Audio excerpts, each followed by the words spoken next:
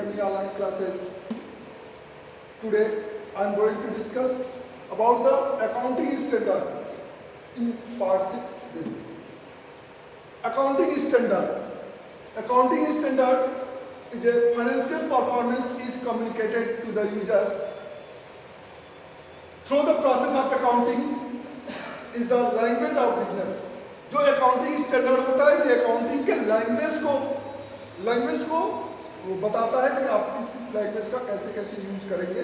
जैसे profit and loss account and balance sheet must give the true and fair view of the profitability as well as the financial position of the business. जो profit and loss account और balance sheet है किसी financial institution का actual financial position को show करता है.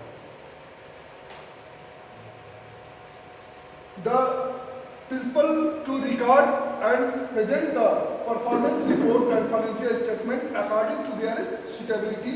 There was a need to establish some accounting standard to be followed by one and all uniformly.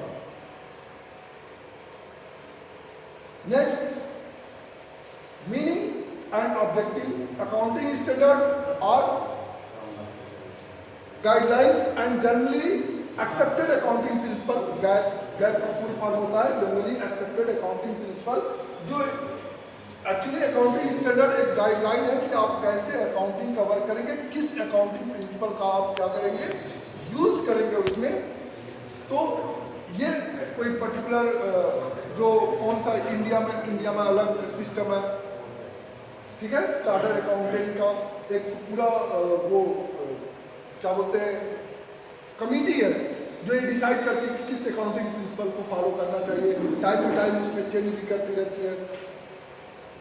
Next, nature. Accounting standard का जो nature होता है वो फुल ऑफ प्रिंसिपल्स का होता है कि कौन से अकाउंटिंग स्टैंडर्ड के अंदर में कौन कौन से चीजें आएंगी. जैसे मैं अभी आगे डिस्कस कर रहा हूँ, ये हमारे कुछ अकाउंटिंग स्टैंडर्ड है. जैसे accounting standard first, disclosure of accounting policy, कि आप अकाउंटिंग का जो करते हैं पूरे ईयर का उसका डिस्क्लोजर कैसे करेंगे, उसका प्रोसीजर इसमें अकाउंटिंग स्टैंडर्ड होता है.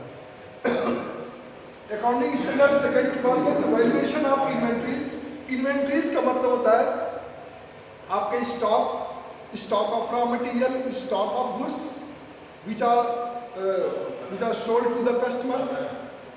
तो ये इन्वेंट्रीज में स्टॉक ऑफ रॉ मटेरियल भी आते हैं. स्टॉक ऑफ रॉ मटेरियल कहाँ आएंगे, जिस फैक्ट्री या कोई कंपनी में कोई गुड्स प्रोडक्शन होता है तो उसके लिए रॉ मटेरियल की जरूरत पड़ती है, तो वो स्टॉक ऑफ रॉ मटेरियल होता है.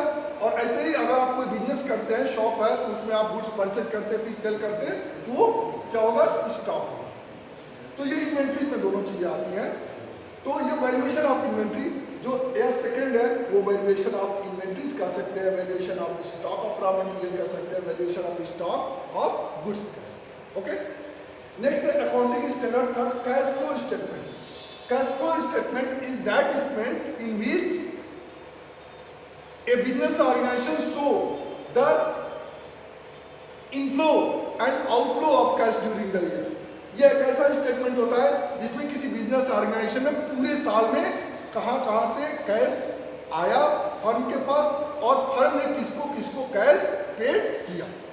तो ये टोटल उसका कैश फ्लो स्टेटमेंट होता है. इससे ये पता चलता है कि हमारे पास कितना कैश आया और कितना कैश गया. तो ये आने और जाने का कैश का इनफ्लो और आउटफ्लो को शो करता है कि किधर से कैश आया है और कहाँ किस किस आइटम से हमको कैश मिला है. जैसे सोल्ड गुड्स टू कस्टमर, तो कस्टमर को आपने कोई गुड्स सोल्ड किया तो उससे कैश रिसीव होगा. ऐसे ही आपने एक्सपेंसेस कहाँ किया, सैलरी पेड किया एम्प्लॉयज को, आपने सप्लायर को पे किया जिससे आपने गुड्स परचेज किया था. ऐसे ही आपने लोन लिया बैंक में तो उसका इंटरेस्ट पेड किया. तो ये क्या हुआ, जो ये चीजें जितने भी आपने जो पेड किया वो आपके आउटफ्लो होते हैं, और जो आपके पास कैश जिस सोर्सेज से आता है वो आपका इनफ्लो होता है. ये आउटफ्लो और इनफ्लो का क्या होता है, ये एक स्टेटमेंट होता है. तो ये cash flow statement accounting standard third के अकॉर्डिंग होता है. अकाउंटिंग स्टैंडर्ड फोर्थ की बात करें तो contingency and event occurring after the balance sheet date. तो कॉन्टिजेंसीज का मतलब होता है कॉन्टिजेंसीज रिजर्व भी रखे जाते हैं, कॉन्टिजेंसी लायबिलिटीज भी होती है। तो थोड़ा सा मैं डिस्कस करना चाहूँगा कॉन्टिजेंसी लायबिलिटीज के बारे में। Contingency liabilities is that liabilities which are created at once. This type of liability is not yours. ये आपका लायबिलिटी नहीं होता है, एक्चुअली एट वंस ही आ जाता है आपके ऊपर ये लायबिलिटी। जैसे आपने किसी दोस्त को किसी बैंक से लोन दिलवाया और उस लोन पर गारंटर के रूप में आपने साइन किया, आप उसके गारंटर बन गए, तो अगर वो लोन पे करने में अनेबल हो जाता है तो उसकी लायबिलिटी किसके ऊपर आएगी? आपने गारंटी दिया, आपके ऊपर आएगी। तो ये कब होगा? जब वो पे करने में अनेबल हो जाए तो वो लायबिलिटी आपके ऊपर आती है। तो इस तरह की लायबिलिटी को हम कहते हैं कॉन्टिजेंट लायबिलिटी। कॉन्टिजेंट लायबिलिटी में और भी चीजें आती है, जैसे कुछ चीजें ऐसी होती हैं जो some expenses which are not paid during the year but due for next year, this type of liability is called contingent liability। ये कुछ contingencies भी होते हैं। इसलिए after the balance sheet, जो बैलेंस शीट के बाद ये चीजें आ जाती हैं।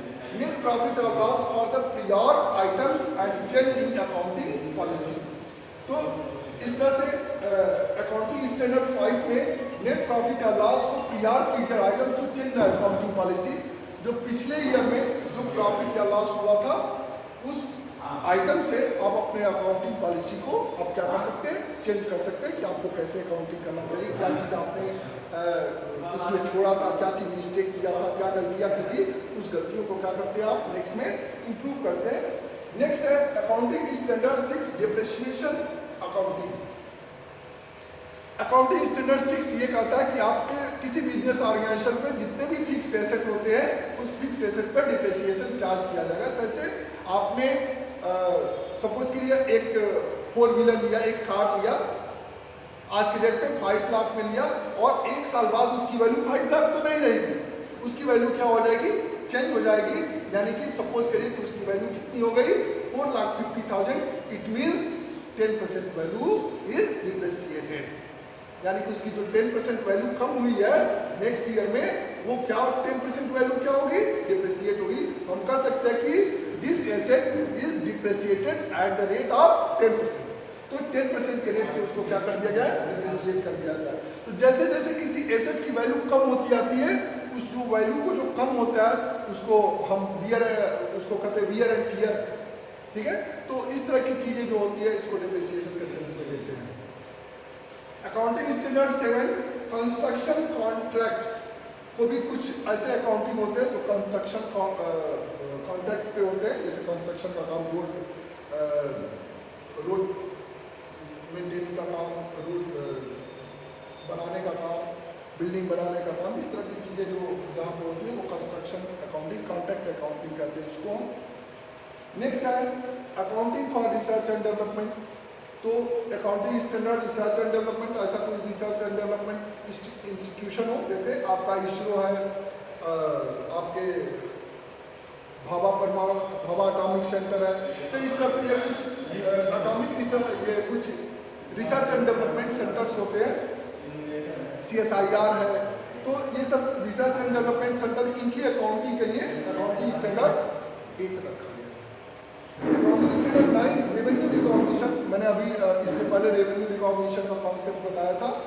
ठीक है, ढेरों सारे अकाउंटिंग कॉन्सेप्ट में रेवेन्यू रिकॉग्निशन का कॉन्सेप्ट होता है कि at the time of purchase और sales when you cash received और paid is called revenue recognition. Next आपका अकाउंटिंग स्टैंडर्ड 10 है। इसके according accounting for fix asset, इसके अकॉर्डिंग आप फिक्स एसेट की अकाउंटिंग करते हैं कि किसी भी बिजनेस ऑर्गेनाइजेशन के पास जो एसेट्स होते हैं, लाइक मशीन्स हो, टूल्स हो, कंप्यूटर हो, फर्नीचर हो, बिल्डिंग हो, लैंड हो, स्टॉक हो, इस तरह की चीज़ें जो होती हैं वो फिक्स एसेट के रूप में जो आती है उसको क्या करते हैं? उसकी accounting. Accounting standard 11 accounting for the effect of change in foreign exchange rate.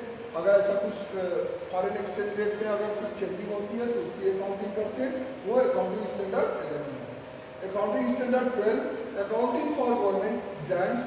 जो गवर्नमेंट ग्रांट्स आते हैं, जो वो अनुदान जो गवर्नमेंट देती है अलग इंस्टीट्यूशन को, उसकी अकाउंटिंग अलग होती है। Accounting standard 13 accounting for investment, जो इन्वेस्टमेंट किया था उसकी अकाउंटिंग करते हैं, जैसे शेयर में इन्वेस्ट करते हैं, डिबेंचर्स में इन्वेस्ट करते हैं, लोन में इन्वेस्ट करते हैं, किसी को एडवांस देते हैं, इस तरह की चीज़ों का आप अकाउंटिंग करते हैं अकाउंटिंग स्टैंडर्ड 13 में।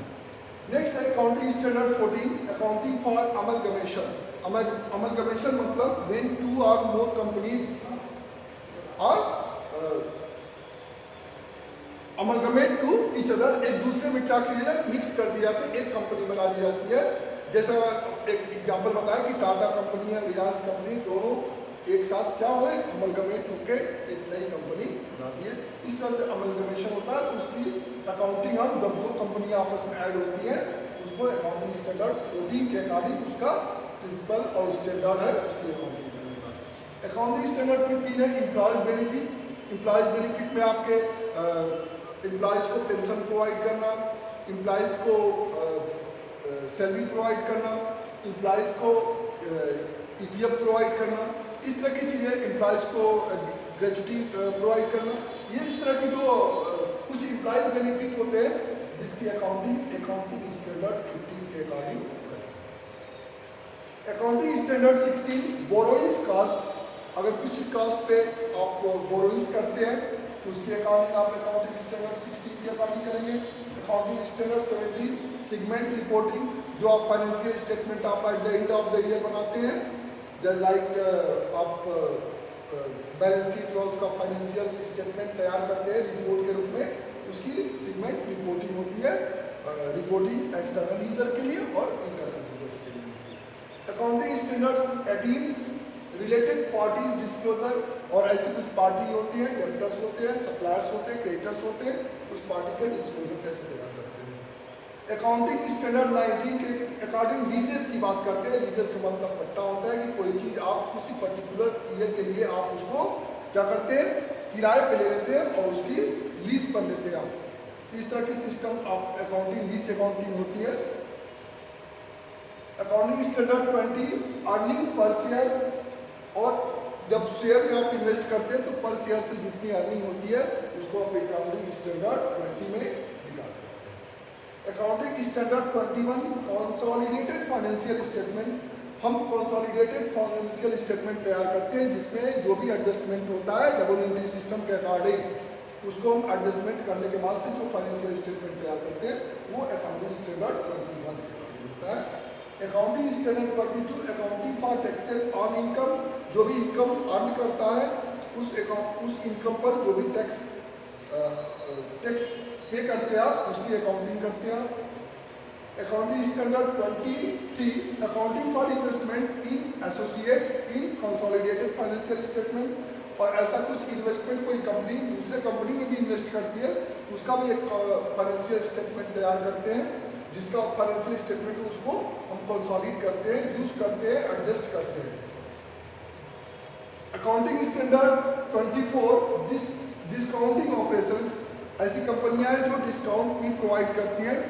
तो डिस्काउंट मैंने बताया था कि डिस्काउंट 2 तरह के होते हैं, एक होता है ट्रेड डिस्काउंट, एक होता है कैश डिस्काउंट।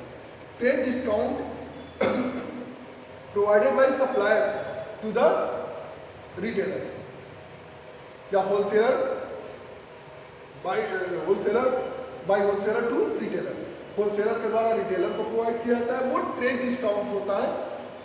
ठीक है।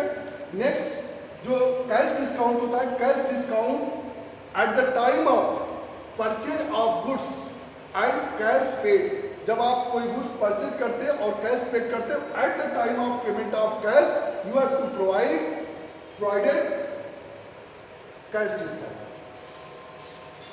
Next accounting standard 25 interim financial reporting. Interim financial reporting होती है जो बीच पूरे फाइनेंशियल ईयर की नई बात होती है कि 6 महीने या 5 महीने के लिए 6 मंथ या 5 मंथ 2 मंथ 3 मंथ, मतलब बिलो 1 ईयर। ठीक है। तो बिलो 1 ईयर अगर कुछ फाइनेंशियल रिपोर्टिंग होती है तो उसको इंटरिम फाइनेंशियल रिपोर्टिंग करते हैं। 1 साल से कम समय के लिए जो फाइनेंशियल रिपोर्टिंग होती है वो interim financial. Accounting standard 26 intangible assets की बात होती है। Intangible assets are those assets which can not be touch और सीन। इंटेंजिबल एसेट्स ऐसे एसेट्स होते हैं जिसे हम लोग तो टच कर सकते हैं, नहीं देख सकते हैं। तो ऐसे कुछ एसेट्स होते हैं, लाइक आपका गुडविल होता है जो कंपनी के क्रेडिट को बताता है। नेक्स्ट है आपका पेटेंट। पेटेंट के बारे में आप जानते होंगे, पेटेंट भी इंटेंजिबल एसेट्स हैं। ऐसे कॉपीराइट्स हैं जो किसी बुक के राइटर को प्रोवाइड किया जाता है, उसके पर कॉपी पे जितनी कॉपी उसकी सेल होगी उस कॉपी पे उसको कॉपीराइट प्रोवाइड की जाएगी। तो इस तरह की ये कुछ चीज़ें हैं जो आपके इंटेंजिबल एसेट्स में गिनी जाती है, उसकी अकाउंटिंग अलग होती है, अकाउंटिंग स्टैंडर्ड 26 के अकॉर्डिंग होती है। इसलिए हम इसके आगे जब हम टाइप्स ऑफ अकाउंटिंग बताएंगे, टाइप्स ऑफ एसेट्स बताएंगे, तो उसमें हम इस चीज़ का डिस्कस करेंगे। नेक्स्ट है accounting standard 27, financial reporting of interest in joint venture. तो ऐसी ज्वाइंट वेंचर कंपनी है, उसकी financial reporting of accounting standard 27 के अकॉर्डिंग करेंगे। Accounting standard 28, impairment of assets. कोई अगर एसेट्स है उसका इम्पायरमेंट किया गया है तो उसका अकाउंटिंग करते हैं। वैसे इस तरह की अकाउंटिंग नहीं आता है, इस तरह का सिस्टम नहीं आता है। Accounting standard 29, provision contingent liabilities and contingent asset. तो इस तरह का प्रोविजन अगर होता है अकाउंटिंग स्टैंडर्ड 29 के अकॉर्डिंग, तो हम इसको प्रोविजंस जैसे provision for creditors, provision for debtors, provision for bad and doubtful debts, and contingent liabilities like guarantees on loan, etc. Contingent assets which comes to at once in your hand. Thank you. Have a nice day.